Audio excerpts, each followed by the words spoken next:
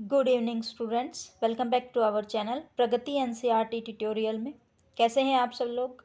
I hope कि आप सब लोग बहुत अच्छे होंगे, मस्त होंगे, स्वस्थ होंगे, अपनी पढ़ाई अच्छे से कर रहे होंगे। तो आज हम जो करने वाले हैं, हमारी 6th क्लास की जो हिस्ट्री है उसका 4th चैप्टर, चौथा अध्याय है हमारा। क्या बताती हैं हमें किताबें और कब्रें, मतलब जो किताबें और कब्रें हैं वो हमें किस चीज़ की जानकारी देती हैं, इस चीज़ के बारे में हम पढ़ेंगे। और जो भी नया स्टूडेंट चैनल से जुड़ रहा है, चैनल को सब्सक्राइब करिएगा, बेल आइकन को प्रेस करिए, जिससे जो है आपको नोटिफिकेशन मिलती रहेगी हमारी क्लासेस की। ठीक है। और अगर आपको वीडियो अच्छी लग रही है, ये कंटेंट अच्छा लग रहा है, तो वीडियो को लाइक ज़रूर करिएगा। और जो भी नया स्टूडेंट चैनल से जुड़ रहा है उनको मैं बताना चाहूँगी कि जो हमारी थ्योरी क्लासेस हैं एनसीईआरटी की, ठीक है, एनसीईआरटी की जो हमारी थ्योरी क्लासेस हैं 6th 7th 8th, ठीक है, उसका जो है एसएसटी वाला पोर्शन है वो हमारा कंप्लीट हो चुका है। अभी हमारी रिवीजन चली हुई है। ठीक है, तो पीछे वाला जो थ्योरी क्लासेज है वो ज़रूर देख के आइएगा, क्योंकि जब थ्योरी में पढ़ेंगे डिटेल से, तभी हमें आगे की ये चीज़ें समझ में आएंगी। ठीक है। तो अब हम जो है अपनी नोट्स के ज़रिए रिवीजन हमारी चली हुई है। तो आज हम चौथा अध्याय है हमारा, क्या बताती है किताबें और कब्रें, इसके बारे में पढ़ेंगे। तो चलिए शुरू करते हैं हम। ऋग्वेद। ऋग्वेद क्या है? ऋग्वेद जो है दुनिया के प्राचीनतम साहित्य स्रोतों में से एक है। ऋग्वेद क्या है? सबसे पुराना जो है हमारा साहित्य स्रोत है। वेद कितने प्रकार के होते हैं? वेद हमारे होते हैं 4 प्रकार के। एक होता है ऋग्वेद, सामवेद, यजुर्वेद और अथर्ववेद। ठीक है। तो कितने प्रकार के हैं हमारे वेद? 4 प्रकार के वेद हैं हमारे। पहला है ऋग्वेद, सामवेद, यजुर्वेद और अथर्ववेद। ठीक है। जो ऋग्वेद है वो सबसे पुराना वेद है। ऋग्वेद क्या है? सबसे पुराना वेद कौन सा हो गया हमारा? सबसे पुराना वेद है ऋग्वेद, जिसकी रचना लगभग जो है 3500 वर्ष पूर्व हुई थी, 3500 वर्ष पहले हुई थी। जो ऋग्वेद की रचना कब हुई हमारी? 3500 वर्ष पहले हुई थी। ठीक है। चलिए, ऋग्वेद में 1000 से ज़्यादा प्रार्थनाएं हैं, जिन्हें सूक्त मतलब अच्छी तरह से बोला गया। सूक्त क्या हुआ? अच्छी तरह से बोला गया, मतलब इसको सूक्त कहा गया। तो ऋग्वेद में कितनी प्रार्थनाएं हैं? 1000 से ज़्यादा, जिन्हें सूक्त कहा गया। तो सूक्त क्या है? जो अच्छी तरह से बोला गया हो। ये विभिन्न देवी देवताओं की स्तुति में रचे गए हैं। जो सूक्त हैं वो विभिन्न देवी देवताओं की स्तुति में, उनके याद में जो है रचे गए हैं। इन तीन देवताओं में जो बहुत महत्वपूर्ण देवता हैं, मतलब 3 देवता जो हैं वो बहुत महत्वपूर्ण हैं। पहला है अग्नि, जो आग के देवता कहलाते हैं। अग्नि क्या है? आग का देवता कहलाता है। इंद्र क्या है? इंद्र है युद्ध के देवता। ठीक है। इंद्र क्या हुए हमारे? युद्ध के देवता। और सोम, ये एक प्रकार का जो है पौधा है, जिससे खास पेय, पीने वाला कोई जो रस निकलता है उसको बनाया जाता है। ठीक है। एक बार दोबारा देख लेंगे। जो ऋग्वेद है उसमें 1000 से ज़्यादा जो है सूक्त हैं। उन सूक्त को प्रार्थनाएं हैं जिनको सूक्त कहा गया है। सूक्त का मतलब है अच्छी तरह से बोला गया। ये जो है विभिन्न देवी देवताओं की स्तुति में रचे गए हैं। इनमें जो है 3 प्रमुख महत्वपूर्ण जो है देवता हुए हैं। अग्नि है जो आग का देवता, नाम से ही स्मरण हो रहा है। इंद्र है वो युद्ध के देवता हैं। और सोम क्या है? एक पौधा है जो खास तरह का, जिससे पेय बनाया जाता है। वैदिक प्रार्थनाओं की रचना ऋषियों ने की थी, जो पुरुष थे। जो वैदिक प्रार्थनाएं हैं उनकी रचना किसने की थी? पुरुषों ने की थी। और उसमें कुछ प्रार्थनाओं की रचना महिलाओं ने भी की थी, मतलब दोनों ने की थी, लेकिन पुरुषों की संख्या ज़्यादा थी जिन्होंने वैदिक प्रार्थनाओं की रचना की थी। महिलाएं तो कुछ ही थी। ठीक है। ऋग्वेद की भाषा प्राक संस्कृत या वैदिक संस्कृत कहलाती है। तो जो ऋग्वेद की भाषा है वो क्या कहलाती है? प्राक संस्कृत या वैदिक संस्कृत कहलाती है। ऋग्वेद का एक सिर्फ उच्चारण और श्रवण किया जाता था, मतलब जो ऋग्वेद में जो चीज़ें लिखी गई हैं उसको सिर्फ उच्चारण, मतलब उसको बोल के बताया जाता था या सुना जाता था। वो लिखी हुई चीज़ें नहीं थी जिससे हम जो है, जैसे आजकल हम पढ़ रहे हैं ठीक है। तो ऋग्वेद जो है पहले लिखे नहीं जाते थे और पढ़े भी नहीं जाते थे। ये मतलब जैसे अब कोई कहानी हम अपने मुख से सुना रहे हैं, बात मतलब बोलकर सुना रहे हैं, तो सुनाया जाता था और सुना जाता था। ठीक है, उच्चारण किया जाता था और उसको सिर्फ सुना जाता था। इसे पढ़ा नहीं जाता था। रचना के कई सदियों बाद इसे पहली बार लिखा गया। ठीक है, इसे छापने का काम तो लगभग 200 साल पहले ही हुआ है। मतलब जो ऋग्वेद है पहले क्या है, उच्चारण किया बोला जाता था और सुना जाता था, उसको लिखा नहीं गया था। लिखा कब गया? लगभग 200 साल पहले। ठीक है, चलिए। इतिहासकार ऋग्वेद का अध्ययन कैसे करते हैं? जो इतिहासकार है, आर्कियोलॉजिस्ट है, वो जो ऋग्वेद है उसका सॉरी ऋग्वेद है उसका अध्ययन कैसे करते हैं? इतिहासकार अतीत की जानकारी इकट्ठा करने के लिए भौतिक अवशेषों के अलावा लिखित स्रोतों का भी उपयोग करते हैं। ठीक है, ऋग्वेद के कुछ सूक्त वार्तालाप के रूप में हैं, जैसे विश्वामित्र नामक ऋषि और देवियों के रूप में पूजित दो नदियाँ। कौन सी नदियाँ हैं? व्यास और सतलुज। ठीक है, के बीच का संवाद, जो व्यास और सतलुज के बीच का संवाद है, वो किसने लिखा? ऋषियों और देवियों। ठीक है, देखिए एक बार दोबारा देख लेंगे। जो ऋग्वेद के कुछ सूक्त जो है वो वार्तालाप के रूप में है, जैसे विश्वामित्र ने जो संवाद लिखा था दो नदियों को पूजने का, व्यास और सतलुज का। ठीक है, चलिए। यह वार्तालाप पढ़कर इतिहासकार बताते हैं कि यहाँ ये नदियाँ बहती हैं, उस क्षेत्र में यह जो है प्रार्थनाएं रची गई होंगी, और ऋषि जिस समाज में रहते थे वहाँ घोड़ों और गायों का बहुत ही महत्व था, इसलिए नदियों की तुलना घोड़ों और गायों से की गई। तो ये क्वेश्चन बना हुआ था कि नदियों की तुलना किससे की गई? घोड़ों और गायों से की गई। ठीक है, ऋग्वेद की प्रार्थनाओं में सरस्वती, सिंधु और उसकी सहायक नदियों का भी जिक्र है। तो ऋग्वेद में किन का जिक्र है? सरस्वती, सिंधु और उसकी सहायक नदियों का। गंगा और यमुना का उल्लेख सिर्फ एक बार मिला है। तो ऐसे क्वेश्चन बना हुआ था कि कौन सी नदी का उल्लेख जो है एक ही बार लिखा गया है ऋग्वेद में? गंगा और यमुना का। ठीक है, सिर्फ एक ही बार उसका उल्लेख मिलता है। मवेशी, घोड़े और रथ। ऋग्वेद में मवेशियों, बच्चों, खासकर पुत्रों और घोड़ों की प्राप्ति के लिए अनेक प्रार्थनाएं हैं। मतलब जो ऋग्वेद में है, किस चीज़ के लिए प्रार्थनाएं लिखी गई हैं? मवेशियों के लिए, बच्चों के लिए। तो बच्चों में कौन? खासकर जो है बेटा, पुत्र हैं। और घोड़ों की प्राप्ति के लिए जो है अनेक प्रार्थनाएं लिखी गई हैं।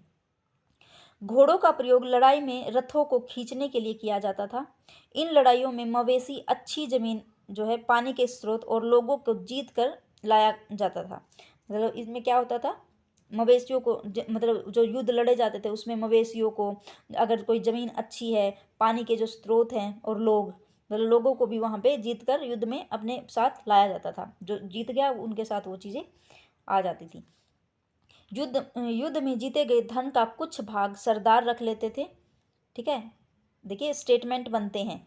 ठीक है, स्टेटमेंट बना देते हैं, जैसे उसके बारे में लिख देंगे ऋग्वेद के बारे में, तो युद्धों के बारे में लिख देंगे और आपको ये पूरी लाइन दे देंगे कि कुछ भाग पुरोहितों, मतलब कुछ भाग सरदार रख लेते थे, कुछ भाग पुरोहितों को दे दिया जाता था। जो बचा धन है, सॉरी यहाँ पे थोड़ा सा मिस्टेक हुआ है, बच्चा नहीं है, बचा। ठीक है, जो बचा धन है वो आम लोगों में बांट दिया जाता था। ठीक है, कुछ धन यज्ञ के लिए दिया जाता था। यज्ञ में घी, अनाज और कभी कभी जानवरों की भी आहुति दी जाती थी। तो ऐसे आ सकता है क्या? जानवरों की भी आहुति दी जाती थी? हाँ, जानवरों की भी आहुति दी जाती थी। ठीक है, एक बार देखेंगे। देखिए, जो युद्ध में धन जीता जाता था उसका कुछ जो भाग है वो सरदार रख लेते थे, कुछ पुरोहितों को दे दिया जाता था, और जो धन बच गया वो आम जनता में बांट दिया जाता था। कुछ धन जो है यज्ञ के लिए दे दिया जाता था। यज्ञ में घी, अनाज और कभी कभी जानवरों की भी आहुति दी जाती थी। इस समय अधिकांश पुरुष इन युद्धों में भाग लेते थे। इनकी कोई जो है स्थायी, ठीक है, कोई भी स्थायी सेना नहीं होती थी, लेकिन लोग सभाओं में मिलकर युद्ध व शांति के विषय में सलाह मशवरा करते थे। लोग बहादुर और कुशल योद्धा को अपना सरदार चुनते थे। मतलब जो भी बहादुर है और कुशल है उसी को चुनेंगे। ठीक है, जिसके पास ताकत है लोग उसी को चुनते हैं। लोगों की विशेषता बताने वाले जो शब्द हैं वो क्या हैं? पुरोहित, जिन्हें कभी कभी ब्राह्मण कहा जाता था, ये तरह तरह के यज्ञ तथा अनुष्ठान करते थे। जो पुरोहित है उनको कभी कभी ब्राह्मण कहा जाता था, और वो क्या करते थे? यज्ञ और अनुष्ठान करते थे। इस समय के राजा बड़ी राजधानियों और महलों में नहीं रहते थे। इनके पास कोई सेना नहीं थी, और न ये जो है कर वसूलते थे। ठीक है, तो इस टाइम पे क्या होता था? इस समय में राजाओं की बड़ी बड़ी राजधानियाँ और महलों में, मतलब बड़ी बड़ी राजधानियाँ नहीं होती थी, महल नहीं होते थे, और इनके पास कोई भी सेना नहीं होती थी। ये यहाँ से क्वेश्चन बना हुआ था, जो दिसंबर में हमारा अभी सीटेट हुआ था, उस टाइम पे ये जो है ये वाली हेडिंग पूरी दे रखी थी, ऑप्शन में दे रखा था। ठीक है, और न ये कर वसूलते थे, और न ही राजा की मृत्यु के बाद उसका बेटा शासक बनता था। ये ऋग्वेद की बातें बता रहे हैं। ठीक है, आगे जाके तो राजाओं के महल भी हुए, उनके बेटे भी शासन बने। ठीक है, जनता या पूरे समुदाय के लिए जन और विश्व शब्दों का प्रयोग होता था। तो किस चीज़ का उपयोग होता था जनता के समुदाय के लिए? जन और विश्व शब्दों का जो है प्रयोग होता था। ऋग्वेद में हमें पुरुजन, ऋग्वेद में जो है पुरुजन या विश, भरतजन या विश, यदुजन या विश का उल्लेख मिलता है। किस चीज़ का उल्लेख मिलता है? जो है पुरुजन या विश, भरतजन या विश, या यदुजन या विश, इन चीज़ों का उल्लेख मिलता है। इन प्रार्थनाओं की रचना करने वाले खुद को आर्य कहते थे। जिन्होंने मतलब इन प्रार्थनाओं की रचना की है, जितने सूक्त लिखे हैं, उनको क्या कहा, जिसने लिखा है उनको क्या कहा गया? आर्य कहते थे। और अपने विरोधियों को दास या दासु कहते थे, दस्यु। ठीक है, क्या कहते थे? दास या दस्यु कहते थे। दस्यु लोग जो है यज्ञ नहीं करते थे और दूसरी भाषाएं बोलते थे। जो दस्यु लोग हैं वो क्या करते थे? यज्ञ नहीं करते थे और दूसरी भाषा बोलते थे। बाद के समय में दास का मतलब जो है गुलाम हो गया। पहले तो शिष्य होता था, जिसका मतलब अर्थ होता था, दास का अर्थ क्या होता था? शिष्य होता था। बाद में उसका क्या हो गया? गुलाम हो गया। दास वे स्त्री पुरुष होते थे जिन्हें युद्ध में बंदी बनाया जाता था। मतलब जिसको युद्ध में जीत के लिए अपने साथ लेके आते थे, जो जिन लोगों को, उनको बंदी बनाया जाता था। कहानी महापाषाणों की, ये देखेंगे कहानी महापाषाणों की। लोगों द्वारा दफन करने पर पत्थरों को बड़े करीने से लगाया जाता था। इन शिलाखंडों को जो है महापाषाण, तो महापाषाण क्या हो गया? महा मतलब बड़ा, पाषाण मतलब पत्थर, तो महापाषाण क्या हो गया? बड़ा पत्थर, इसको कहा जाता था। लगभग 3000 वर्ष पूर्व महापाषाण कब्रें जो है बनाने की प्रथा शुरू हुई थी। तो महापाषाण कब्रें बनाने की प्रथा कब शुरू हुई? लगभग 3000 वर्ष पूर्व। यह प्रथा दक्कन, दक्षिण भारत, उत्तर पूर्वी भारत और कश्मीर में प्रचलित थी। ठीक है, तो ऐसे आ सकता है कि जो महापाषाण कब्रें बनाने की प्रथा कब शुरू हुई? 3000 वर्ष पहले। और कहाँ शुरू हुई? दक्कन, दक्षिण भारत, उत्तर पूर्वी भारत और कश्मीर में प्रचलित थी। कुछ महापाषाण जमीन के ऊपर तो कुछ जमीन के भीतर भी होते थे। मतलब जमीन के ऊपर भी पाए जाते थे और जमीन के नीचे भी पाए जाते थे। पुरातत्वविदों को गोलाकार सजाए हुए पत्थर तो कई बार जो है अकेला खड़ा पत्थर मिलता है, जो जमीन के नीचे कब्रों को दर्शाते हैं। इन कब्रों में मृतकों के साथ काले लाल मिट्टी के बर्तन, लोहे के औजार और हथियारों, घोड़े के कंकाल, सामान, पत्थर और सोने के गहने मिलते हैं। क्या क्या मिला कब्रों में? मृतकों के साथ काले लाल मिट्टी के बर्तन मिले हैं, लोहे के औजार मिले हैं, हथियार मिले हैं, घोड़ों के कंकाल मिले हैं, कुछ सामान मिला है, पत्थर और सोने के गहने भी मिले हैं। लोगों की सामाजिक असमानताएं। ब्रह्मगिरी से एक व्यक्ति की कब्र में 33 सोने के मनके मिले हैं। तो 33 सोने के मनके और शंख कहाँ मिले हैं? ब्रह्मगिरी में एक व्यक्ति की कब्र में मिले हैं। ठीक है, दूसरे कंकालों के पास सिर्फ मिट्टी के बर्तन ही मिले हैं। इसमें लोगों की सामाजिक भिन्नता का पता चलता है। मतलब पता चलता है जिसके पास सोना हुआ, शंख हुआ, मनके हुए, वो लोग अमीर हुए, और जिसके पास सिर्फ मिट्टी के बर्तन मिले हैं वो लोग गरीब थे। कुछ अमीर थे और कुछ गरीब, कुछ सरदार थे तो कुछ अनुयायी थे। ठीक है, मतलब जो लोग अमीर होंगे उन्हीं के पास ये चीज़ें होंगी। ठीक है, कुछ कब्रगाहें खास परिवार वालों के लिए, कभी कभी महापाषाणों में एक से अधिक कंकाल मिले हैं। शायद एक ही परिवार के लोगों को अलग अलग समय में पोर्ट होल में के रास्ते जो है कब्रों में लाकर दफनाया जाता था। चिन्ह के लिए पत्थरों को गोलाकार जो है लगाया जाता था। हमने पढ़ा था ना, जब हमारी थ्योरी क्लासेस हुई थी तब हमने पढ़ा था कि बड़े बड़े ऐसे पत्थर लगा दिए जाते थे और यहाँ पे एक मेन होल बना दिया जाता था, जिसके ज़रिए जो है मतलब किसी भी परिवार की लोगों की मतलब अलग अलग समय में मृत्यु हुई, जैसे पहले दादा की मृत्यु हुई तो उसको लाके यहाँ से बड़े बड़े पत्थर लगा दिए जाते थे, यहाँ से लाके इस मेन होल के ज़रिए यहाँ पे उसको दफना दिया गया। फिर आगे चलकर कई सालों बाद उसके बेटे की मृत्यु हुई तो उसको भी यहाँ से लाके उसी जगह पे दफना दिया गया। फिर आगे चलकर ऐसे ही पीढ़ी दर पर पीढ़ी अगर किसी की मृत्यु होती थी तो उसको यहाँ उसी एक ही जगह एक ही स्थान पे उसको दफना दिया जाता था। ये हमने पढ़ा था अपना जब हमने थ्योरी क्लासेस की थी, ठीक है। जब हमारी 6th क्लास के 4th चैप्टर हमने करा था NCERT में थ्योरी में, तब हमने ये चीज़ें समझाई थी वहाँ पे, ठीक है। इसलिए जो है जाके एक बार वो क्लासेस ज़रूर देखिएगा। इनाम गांव में एक विशिष्ट व्यक्ति की कब्र। तो जो इनाम गांव है उसमें एक विशिष्ट व्यक्ति की कब्र मिली है। इनाम गांव में लोगों को गड्ढे में सीधा लिटाकर दफनाया जाता था। कैसे मतलब इनाम गांव में कैसे लिटाया जाता था? सीधा करके। सिर जो है उत्तर की ओर होता था। ये क्वेश्चन बना हुआ था कि कहाँ पे जो है सिर उत्तर की तरफ लिटाया जाता था, लोगों को मरने के बाद दफनाया जाता था, तो इनाम गांव में, ठीक है। कई बार उन्हें घर के अंदर ही दफनाया जाता था। उनके बर्तन भी जो है अनेक साथ मतलब उसके साथ जो है बहुत सारे बर्तन भी रखे जाते थे और उत्तर की तरफ सिर करके लिटाया जाता था, सीधा लिटाया जाता था इनाम गांव में। एक आदमी को 5 कमरों वाले मकान के आंगन में 4 पैरों वाले मिट्टी के एक बड़े से संदूक में भी दफनाया गया था। मतलब एक बड़ा सा संदूक था जिसके 4 पैर थे, ठीक है, और 5 कमरों वाला एक आंगन था। मतलब जैसे ये आंगन हो गया, एक सेकेंड, जैसे ये हमारा आंगन हो गया तो इसके 5 तरफ क्या थे? कमरे थे, ठीक है। तो इसके बीच में उस इंसान को दफनाया गया था, ठीक है। देखिए एक सेकेंड, हाँ यहाँ पे थे। यह घर गांव के सबसे बड़े घरों में से एक था। यहाँ एक अनाज का गोदाम भी था। शव के पैर मुड़े हुए थे। शायद यह किसी सरदार का शव था, ठीक है। इनाम गांव के लोग जो है काम धंधे, जो क्या काम करते थे? इनाम गांव के लोग पुरातत्वविदों को गेहूं, जौ, चावल, दाल, बाजरा, मटर और तिल के बीज वहाँ पे मिले हैं। यहाँ गाय, भैंस, बकरी, भेड़, जो चितकबरा, हिरन, नेवला, चिड़िया, मछली, इनकी हड्डियाँ, ये सब मिले हैं। लोग बेर, आंवला, जामुन, रस भरियाँ इकट्ठा करते थे। मतलब जो ये जानवर बताए गए हैं इनको पालते थे, ठीक है। उनसे जो दूध मिलता था, ऊन मिलती थी, उसको बेच के अपना काम चलाते थे।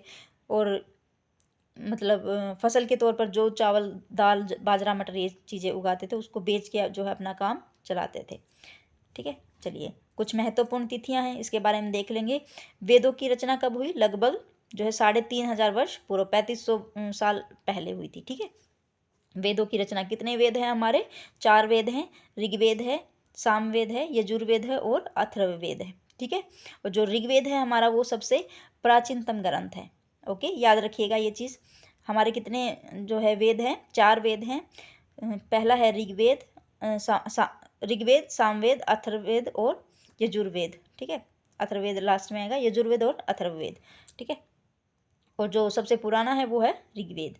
महापाषाणों के निर्माण की शुरुआत लगभग 3,000 वर्ष पूर्व हुई। जो महापाषाण है उनकी शुरुआत कब हुई? लगभग 3,000 वर्ष पूर्व, ठीक है। और जो ऋग्वेद है उसमें कितनी प्रार्थनाएं मिलती हैं? 1,000 प्रार्थनाएं मिलती हैं, जिनको सुक्त भी कहा गया है, ठीक है। और उनमें क्या मिलता है? देवी देवताओं की स्तुति, मतलब देवी देवताओं के बारे में लिखा गया है। और 3 हमारे देवता जो प्रमुख बताए गए हैं, अग्निदेव, इंद्रदेव और सोमदेव, ठीक है। अग्नि क्या है? आग के देवता।